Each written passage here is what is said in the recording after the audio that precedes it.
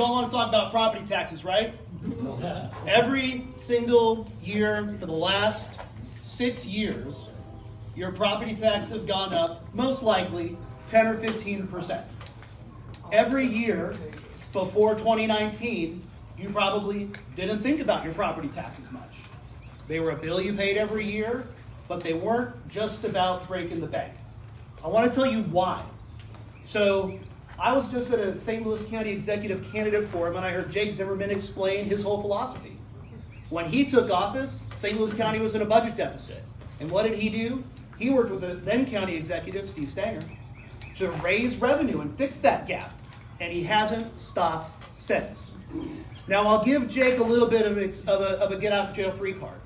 What's happened since 2021 and the pandemic, when interest rates were zero, we printed a whole bunch of money, and everybody went hog wild buying as big of a house as they could because we were either all going to die or we were all going to need as much space as we could.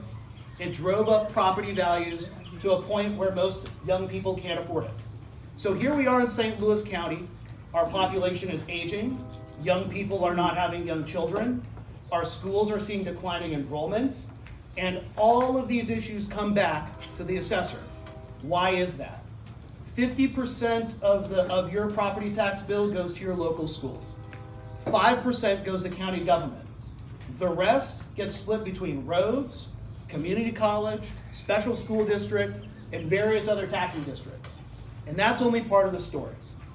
But what I can do as the assessor is not only can we look at the way that assessments are done through the statutes, the way that our assessments are done through the standard appraisal practices, but we can also look at how the assessor can advise and talk to the St. Louis County Council as well as our legislatures about how legislation and policy impacts property values, affordability, and the growth in St. Louis County.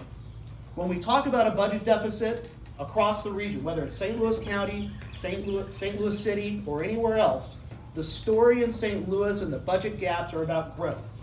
And if we continue to push property values higher through the assessment process that bias higher property values in a market that's distorted, if we continue trying to raise revenue on the backs of people who can barely afford it now, we're not getting any more growth.